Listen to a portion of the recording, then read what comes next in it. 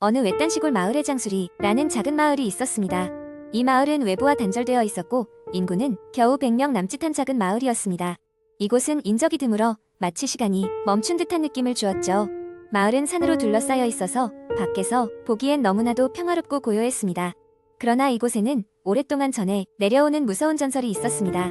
바로 장수리 저주받은 집에 관한 이야기였습니다. 이 집은 마을의 가장 깊숙한 곳에 자리 잡고 있었고 수십 년 동안 아무도 살지 않았는데 이유는 그 집에서 들어가는 사람마다 실종되거나 불행한 일을 당했기 때문입니다. 전설에 따르면 이 집에는 과거에 한 가족이 살았습니다. 그 가족은 매우 부유했고 장수리에서도 부러움의 대상이었죠. 하지만 어느 날 밤 집주인이 목을 매 자살을 했고 이후 다른 가족들도 차례로 이상한 사고를 당해 사망했습니다. 사람들은 그날 이후로 그 집에 들어갔다가 살아 돌아온 사람이 없다고 했습니다. 이 이야기를 믿지 않는 젊은 기자 민수는 이 저주받은 집의 비밀을 풀기 위해 직접 장수리를 찾아갔습니다. 그는 마을 사람들에게 여러 가지 질문을 했지만 대부분의 사람들은 그저 회피하거나 놀란 얼굴로 말을 아꼈습니다. 마을에서 멀리 떨어진 작은 가게에서 그나마 할머니 한 분이 이야기를 해주었습니다. 그녀는 민수에게 조심하라며 무슨 일이 있어도 그 집 안에서 밤을 보내지 말라고 경고했습니다.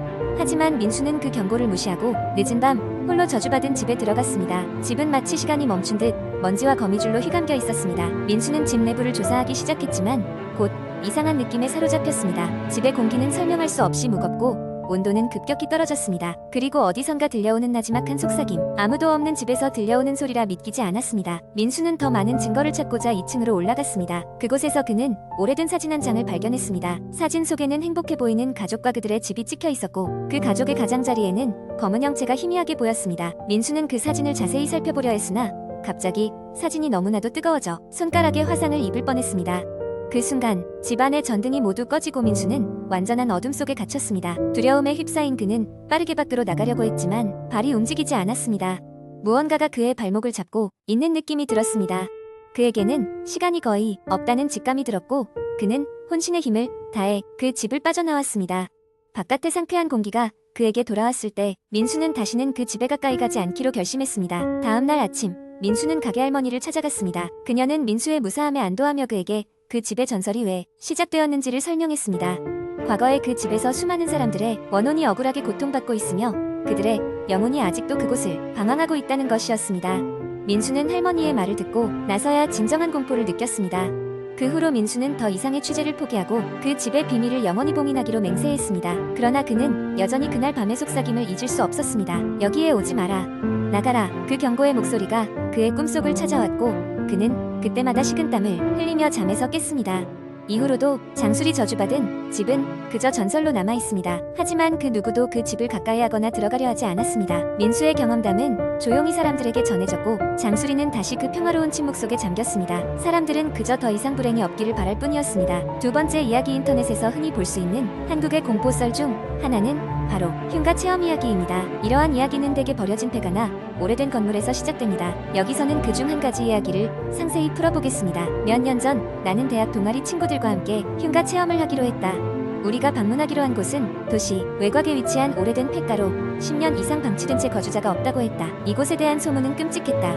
몇 년 전 이 집에서는 한 가족이 비극적인 사고로 세상을 떠났다고 했다. 그 이후로 아무도 그 집에 들어가려 하지 않았고 동네 사람들은 이곳에 귀신이 나타난다며 가까이 가기를 꺼렸다. 그날 밤 우리는 손전등과 카메라를 챙겨 흉가로 향했다.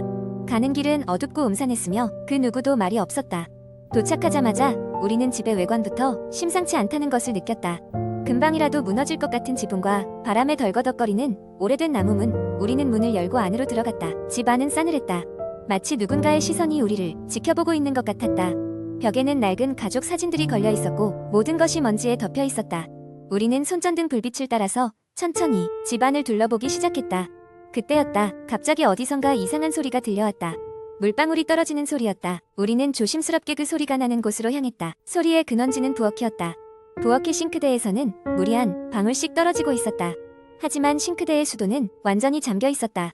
우리는 당황했지만 마음을 다잡고 아래층을 더 조사하기 시작했다. 그러던 중 한 친구가 계단에서 넘어지며 소리를 질렀다. 우리는 그의 비명소리에 놀라 그쪽으로 달려갔다. 계단 아래에는 오래된 인형 하나가 놓여 있었다. 인형은 마치 우리를 비웃는 듯한 표정을 짓고 있었다. 우리는 불길한 기운을 느끼고 집안을 빠져나가기로 결정했다. 하지만 집을 빠져나가려던 순간 문이 갑자기 쾅 하고 닫혀버렸다. 밖으로 나갈 수가 없었다. 우리는 두려움에 사로잡혔지만 침착하게 창문이 있는 방으로 향했다. 그때 창문 너머로 무언가가 스쳐 지나갔다. 마치 하얀 연기처럼 보였다. 우리는 그것이 무엇인지 확인하기 위해 창문 쪽으로 다가갔지만 그 순간 창문이 스스로 열리며 시원한 바람이 불어왔다. 마지막으로 우리는 간신히 창문을 통해 밖으로 탈출할 수 있었다. 집을 빠져나오기 전 나는 마지막으로 집을 돌아보았다. 집의 창문에서 누군가가 우리를 내려다보고 있는 듯한 기분이 들었다. 우리는 두려움에 질려 서둘러 그곳을 떠났다. 이후로 우리는 그 집에 다시 가지 않았다. 하지만 그날 밤 이후로 나는 종종 꿈속에서 그 집과 그날의 경험을 반복해서 보곤 한다. 마치 나를 그 집으로 다시 부르고 있는 것만 같다. 이야기는 이렇게 끝난다. 그러나 이 이야기는 여전히 인터넷에서 사람들의 관심을 끌며 흉가 체험이라는 소재의 무서움을 다시금 일깨워준다. 세 번째 이야기. 이 이야기는 내가 대학생 시절 경험했던 일이다. 당시 나는 서울에 위치한 작은 대학교에 다니고 있었고 학교 근처에서 자취를 하며 학업에 매진하고 있었다. 어느 날 수업이 끝난 후 친한 동기들과 함께 신촌에 있는 작은 호프집에서 술을 마시며 수다를 떨었다. 시간이 흐르면서 어느덧 자정을 넘기고 있었다. 시간이 이렇게 늦었으니 슬슬 집으로 돌아가야겠다는 생각이 들었다. 친구들과 인사를 나누고 나는 익숙한 귀갓길에 올랐다. 지하철이 끊긴 시간이라 택시를 타기에는 애매했고 집까지는 대략 30분 정도 걸리는 거리였다. 날씨는 쌀쌀했지만 두꺼운 코트를 입고 있었기에 추위가 크게 문제되지 않았다. 걷기 시작한 지 얼마 지나지 않아 왠지 모르게 기묘한 기분이 들기 시작했다. 골목길을 걷고 있었는데 뒤에서 누군가가 나를 따라오는 것 같은 기분이 들었다. 뒤를 돌아보았지만 그곳에는 아무도 없었다. 그냥 술기운에 살짝 예민해진 것이라 생각하며 대수롭지 않게 여겼다.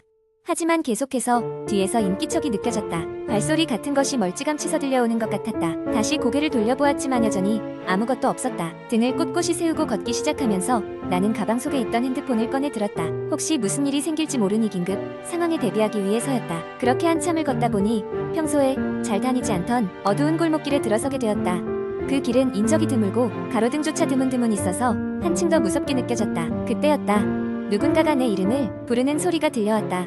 순간 몸이 얼어붙는 듯한 느낌이 들었고 사방을 둘러보았지만 그 골목에는 나 외에는 아무도 없었다. 소름이 돋았다. 바람 때문인지 코트 속으로 한기가 스며드는 듯했고 불길한 예감이 엄습해왔다. 나는 발걸음을 재촉했고 빠르게 달리기 시작했다. 그 순간 뒷덜미 쪽에서 찬바람이 스치고 지나갔다. 마치 누군가가 날아간 것 같았다. 명확히 공기는 움직였고 소리가 들린 것도 같았다. 집에 도착했을 때는 이미 식은땀으로 등이 흥건했다. 재빨리 집 안으로 들어가 문을 잠그고 나니 긴장이 풀리며 다리가 후들거렸다.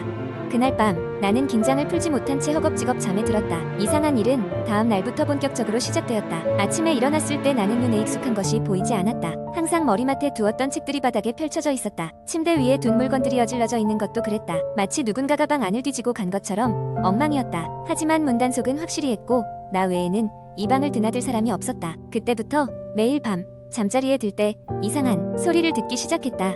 누군가가 속삭이는 소리 같기도 했고 가끔은 내 방 안을 서성이는 발소리처럼 들리기도 했다. 어느 날은 깨어보니 침대 옆에 낯선 자국이 남아있었다. 마치 사람 손이 눌리고 간 흔적 같았다.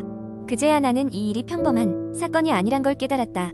그때부터 나는 인터넷을 통해 기묘한 현상에 대해 찾아보기 시작했다. 그러던 중 나는 잠귀신이라는 단어를 접하게 되었다. 한국의 구전설화에 따르면 잠귀신은 잠에 빠진 사람의 기운을 흡수하며 괴롭히는 존재라고 했다. 급히 도움을 받고자 하는 마음에 가까운 저를 찾아가 스님께 상담을 받았다. 스님은 내 이야기를 듣고 방 안에 나쁜 기운을 몰아내기 위해 몇 가지 조치를 취하라고 조언해 주셨다. 나는 스님의 말씀대로 집안 구석구석에 향을 피우고 부적을 방 곳곳에 붙였다.